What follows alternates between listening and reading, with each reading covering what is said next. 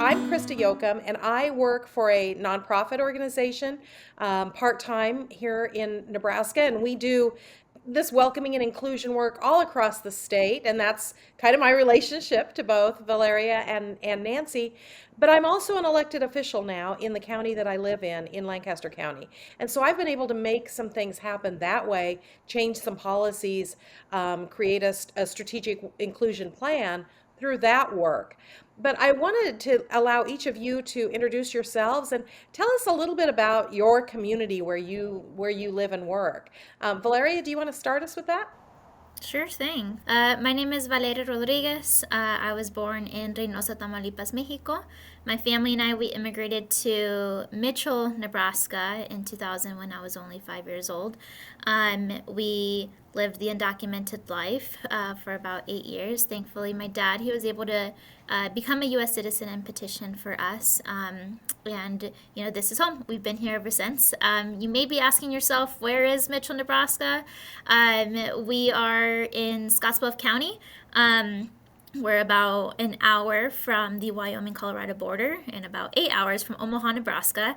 We have a population of about 30, a little over 30,000 individuals in the county of Scottsbluff, and over 27% of that population is people of color, specifically Hispanic, Latino immigrant community.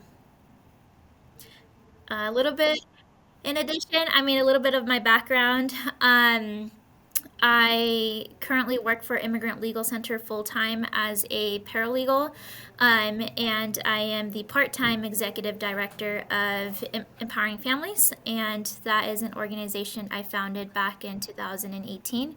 And we work to build a stronger and more welcoming community through education, civic participation, and individual empowerment.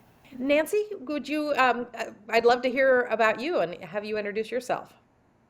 Thank you. Thank you for this wonderful opportunity. My name is Nancy Telles, and I work as Community Assistance Director for the City of Crete, Nebraska.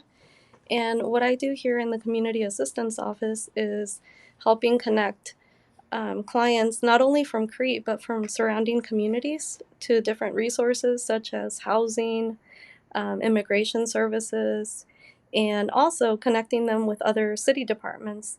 And so that's one of the pieces that I enjoy the most about the work that I do here every day is working with other city departments. A little bit about my background. I'm originally from Michoacan, Mexico, and my family moved to Idaho in, I believe it was 1993. And from there, we heard about, well, my parents heard about the different opportunities in Nebraska. And so they were looking to make a better wage. And so the family moved to Nebraska, and we have been here ever since. I have been in the Dorchester Crete area for the past 13 years, and I have been working in different capacities. I worked for Crete Public Schools for about 8 years, and then in 2018, I started working for the city of Crete. Well, and Nancy, one of the things that I see you doing a lot, and where I've engaged with you, is you also are really instrumental in the community in organizing some of those events that sometimes we call them bridge building events or neighbor to neighbor events where people really get to meet each other, celebrate culture together. Would you like to talk about that? Yeah, definitely. So there's been two different events that I have really been involved along with a lot of community partners, and that's one of the things that I always like to mention is that the work that I do here in the community assistance office wouldn't be possible without a lot of my community partners. Um, we host a welcoming meeting on the first Tuesday of every month, and during one of the meetings, we were thinking of ideas to um, continue the Don't Equity Fund, which is a fund to help families that have children that want to engage in different activities. And if the registration fee is a barrier, then they can fill out a short application and get assistance that way. And we came up with the idea of hosting a community World Cup event, and I have always enjoyed soccer, and so I thought this was a perfect idea. Um, So what we decided to do is reach out to community businesses and see if they'd be willing to sponsor a team. And then the business would also be able to select the country that the team would be representing. And all of the funds would be going to the Doan Equity Fund. What does that inclusion mean to you? What does inclusion look like in your community?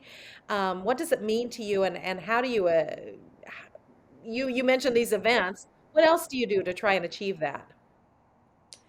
Well, one of the things that I try to do is really listen to my clients and learn about what they're seeing in the community. Because a lot of the times we can't really just focus on what we believe needs to happen in the community. We need to hear the people in the community and see what what different things they're seeing or how we can improve. And so that's been huge working here for the city. How I have had clients tell me, I've never entered this side of City Hall. My office is on the left side of City Hall, and downstairs is Public Works. So clients, I believe, were just used to going to pay their utility bill, and so it's wonderful to see that they're more comfortable coming into City Hall. And I have a lot of clients that will ask me, well, can you tell me about what the other offices are for? What do they do for the city? And so educating um, about the different roles of city employees, I think that has been wonderful. Valeria, I really saw your head nodding as Nancy was saying we need to listen to people. We need to hear what they're concerned about. I completely agree that we have to listen to our community members. I was reading through a strategic plan through the city of Scottsbluff, and a lot of our community members that took part in that strategic planning process and the focus groups talked about how there's a huge divide between our East Overland community, which is predominantly people of color, and our white community. And people have these stereotypes and misconceptions about East Overland, that it's the ghetto. If you go over there, you're going to get shot, that it's unsafe, and so forth. And so, our community, they feel that, right? Our community, we feel that divide, we feel that that tension, and really, community members are ready to create that change, to make those changes so that every neighborhood is feels like they're represented by their local officials, and local government, and that anyone from any part of the community can go to any neighbor in any neighborhood and feel comfortable and feel like they're included, and so forth. And so we're ready to really get that work done and start those and be a part of those conversations and those changes that need to be made, but also be a part of uncomfortable conversations that need to be had about biases that individuals may have, and really educating as well. And that's more important, is educating individuals in leadership positions, or just individuals that want to be a part of the solution and change, and making this change happen, and ensuring that it does happen, right, by educating everyone regarding how we can do that effectively. Yeah, absolutely. You said having those hard conversations, and that's hugely important. And I think here in Nebraska, we've been kind of conditioned to not have those hard conversations, right? But I have found that people are more ready to engage in those conversations to a certain extent. Even in our rural communities, I've been working in several of the communities across the state, and we've been having these conversations, talking a little bit more about race and equity, talking about immigrant inclusion. And I feel like there are more people on board to talk about this than there were 10 years ago. But I'm Yeah. curious, Valeria, especially in your role, are you finding champions? Are you finding that people are willing and ready to talk with you? And what is the resistance that you're finding? When we're in these conversations, folks bring up the demographic changes. In our public schools, it's becoming a minority majority. It's at 50-50 at the moment. And so those are the reasons, basically, why we're starting to have these conversations. These difficult conversations are something that needs to happen. And it's good to see that our local leaders and, for example, our police chief, Chief Hensel, he's the police chief, and he was telling us that there's a project that he's doing with limited English proficiency. And currently in the Crete Public Schools, there's 56% of students identify as Spanish as their dominant language. And so I think it's important to acknowledge that our communities are changing and we need to be prepared to make changes because we need to have language access, like Valeria was saying. Um, Information that is being sent out to the community needs to be in other languages, not only English.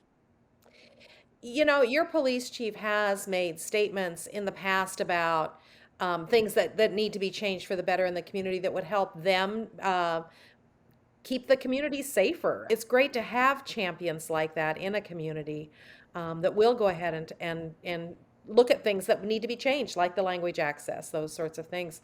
Valeria, are you finding champions that are ready to take some next steps? Yeah, we definitely are. I think it's also taking us to educate them as well as to how they can be those champions, right? And it's going to take time, most definitely, because as we educate, we're also trying to build authentic relationships as well and authentic partnerships. Yeah, I think that what I have found is that most people want to do the right thing, but they don't have the experience to know what the right thing to do is. And I feel like that as you talk about education, either through education or through just getting to know their neighbors in a deeper way and knowing how policies might adversely affect their neighbors, helps them to see, oh, that is something we could change. You know, we've talked about how there's some of the challenges of this work. And it does wear on you. Sometimes you feel like you're not making much progress or you've had a bad conversation.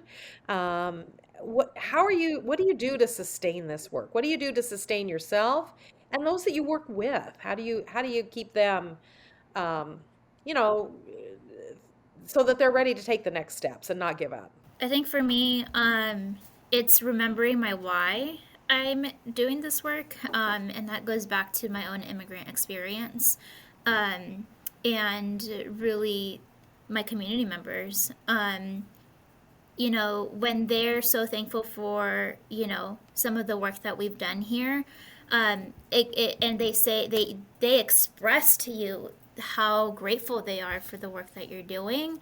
That brings me back to why I'm doing this, and it brings me back to continuing to have that drive and motivation to continue this work, even though it is very hard. And you have to be in meetings where people are questioning your education and are questioning people like you go to college. And it's like, well, what do you mean people like me? Because I'm a Latina immigrant? What do you mean? But I always go back to my why, to my own immigrant story, and really to my community members. So there's a lot of times that I have been thinking about the things that I'm doing here in the office, and there's some things that I can't help people directly, but finding ways in which that I can provide them resources so that someone else can help them. One of these things has been with the elderly population in Crete. We have a growing population of Hispanic elderly population, and working together with aging partners has been huge. They have recently reached out and wanting to provide more services in Spanish, and currently, Aging Partners serves the whole Saline County.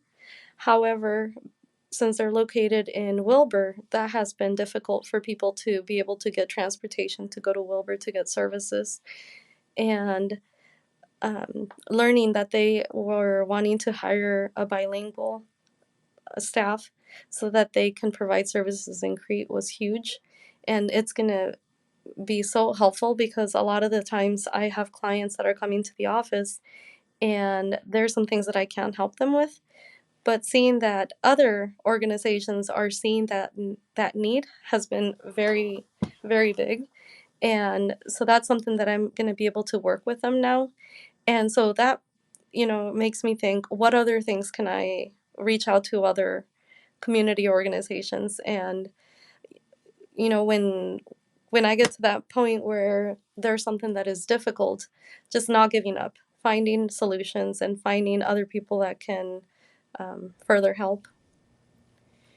So, what is one thing that maybe participants, people that are listening right now, could do to help build welcoming into their community or inclusion into their community?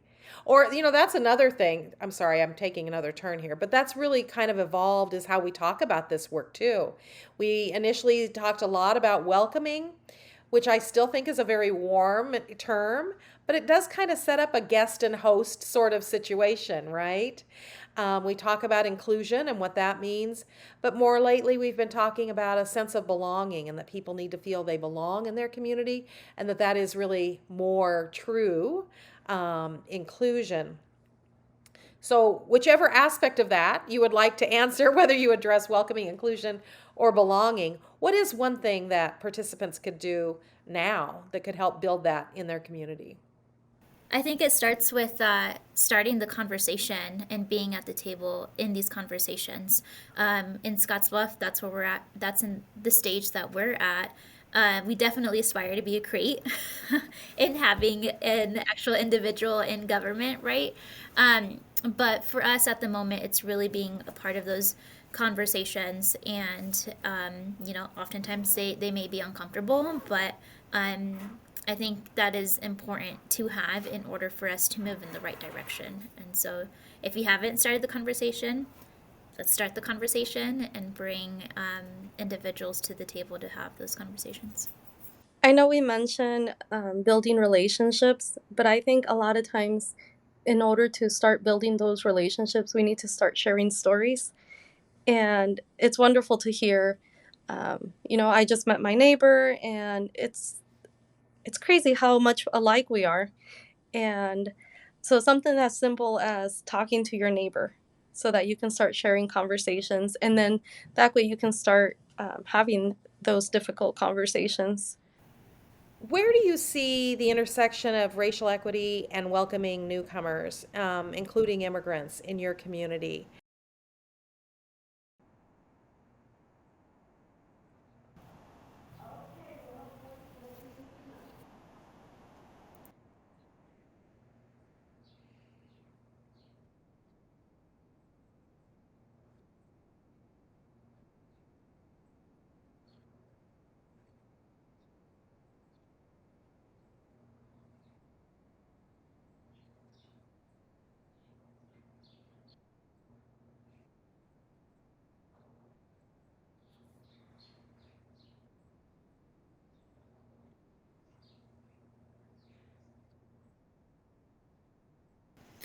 And Nancy, I'd like to ask this question, and Valeria, weigh in because I'm sure you have an opinion on this.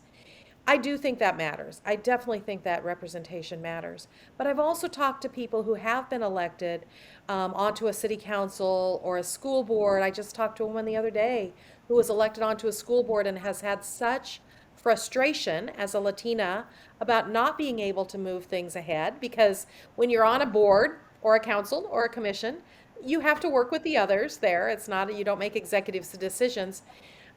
She's not been able to move things ahead in the way she's wanted to, but she's also feels so beholden to the community members that elected her, and feels like she should be doing more. She's getting pressure from the immigrant community there to do more, and they don't have the understanding about that she can only do so much, and that's a really high pressure position to be in. How do we help and support those folks? I think it also starts by educating our immigrant community and the individuals that elected her regarding that process and what it's like, right? That she can't do everything by herself, but she needs the rest of the individuals on the board, on the council, to drive change, right? And so if some of the other individuals can be receiving the same pressure that she's receiving, then maybe collectively they can make those changes, right? And so I think that educating our community members regarding that civic participation component about what it looks like to be on city council, so that they're more understanding about what her role looks like, right? But also how other representatives can be receiving some of that pressure to drive that change. Yeah, absolutely.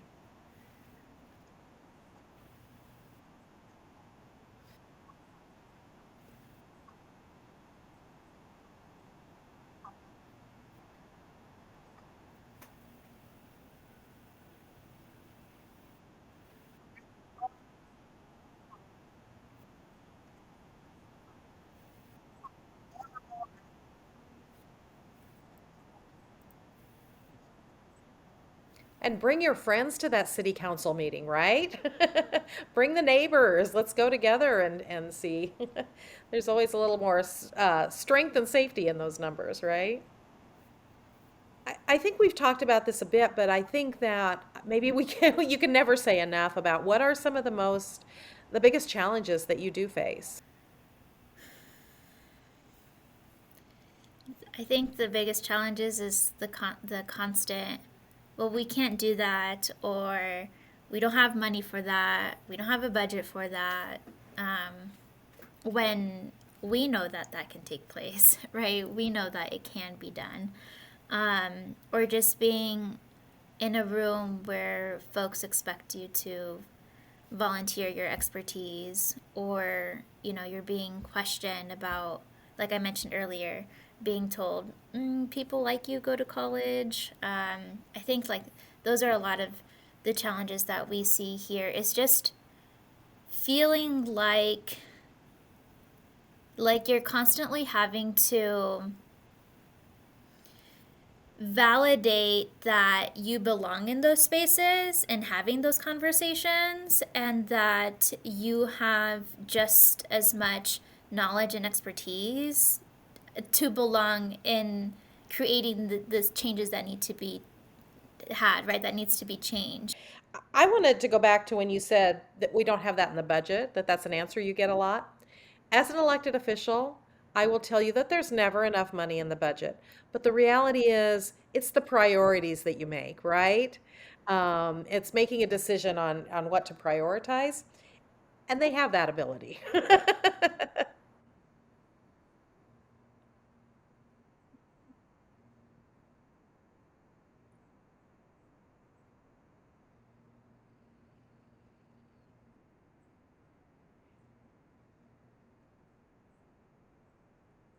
Absolutely.